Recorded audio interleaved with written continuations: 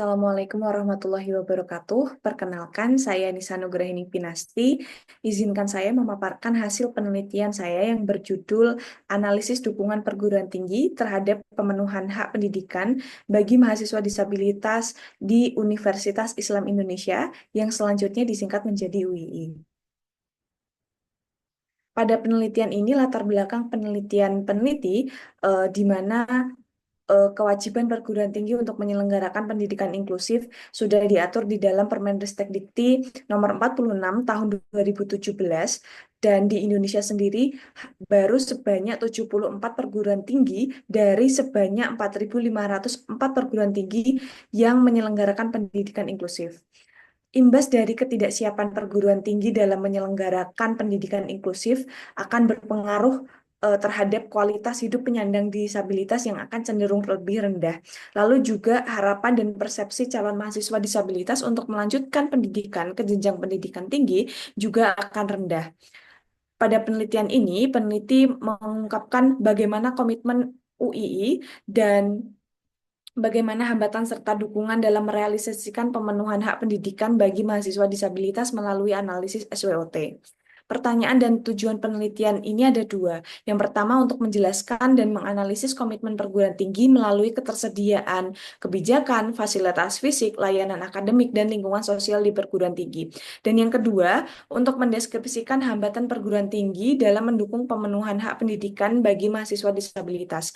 Peneliti menggunakan metode penelitian kualitatif dengan pendekatan deskriptif, lalu mengumpulkan data dengan cara observasi, wawancara, dan dokumentasi. Peneliti dalam melakukan wawancara menggunakan teknik atau metode pengambilan sampel, purpose sampling, dan aksi detail sampling. Hasil dan pembahasan penelitian ini di mana peneliti mengklasifikasikan usia gedung sesuai dengan yang diteliti oleh Arif Budi Solihah dan juga eh, mengklasifikasikan persebaran fasilitas seperti rem, kursi roda, lift, eskalator, dan toilet disabilitas di 4 generasi usia gedung yang diklasifikasikan oleh Arif Budi Solihah, di mana usia gedung atau generasi gedung di UII menurut Arif Budi Solihah ada 4. Yang pertama adalah generasi 1, gedung yang dibangun pada tahun 1990-an. Gedung generasi kedua dibangun pada tahun 2000-an. Gedung generasi ketiga dibangun pada tahun 2010-an. Dan gedung yang terakhir, generasi 4, dibangun pada tahun 2018-an. Kewajiban perguruan tinggi untuk menyelenggarakan pendidikan inklusif telah diatur dalam Permendikti nomor 46 tahun 2017. Dari peraturan ini, UII telah melakukan berbagai kegiatan yang mendukung pendidikan inklusif atau mendukung pemenuhan hak pendidikan untuk mahasiswa disabilitas. Nah, meskipun penyelenggaraan pendidikan inklusif yang masih belum sempurna, namun UII selalu berkomitmen untuk terus berprogres menyelenggarakan pendidikan inklusif yang lebih baik. Analisis SWOT terhadap komitmen pemenuhan hak pendidikan untuk mahasiswa disabilitas.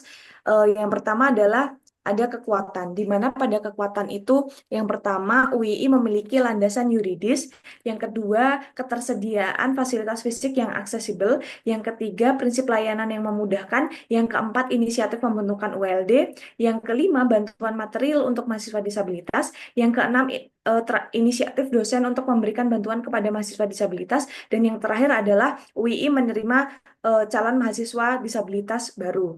Yang kedua adalah kelemahan. Yang pertama, UII tidak ada ULD, unit layanan disabilitas. Yang kedua, kurang pendanaan. Yang ketiga, pengadaan kebutuhan mahasiswa disabilitas belum berbasis komplain. Dan yang keempat, cara pandang merendahkan kepada mahasiswa disabilitas. Yang kelima, belum dilakukan pelatihan dan peningkatan pemahaman terkait pendidikan inklusif kepada SDM di UII. Yang selanjutnya, belum ada kesadaran penuh untuk memenuhi hak pendidikan untuk mahasiswa disabilitas. Dan yang terakhir, konsep penataan fasilitas fisik yang belum baik. Lalu juga pada peluang di mana UII berpeluang menerima dana hibah dari Dikti. Dan yang terakhir adalah ancaman di mana terdapat sanksi terhadap perguruan tinggi yang tidak memiliki unit layanan disabilitas.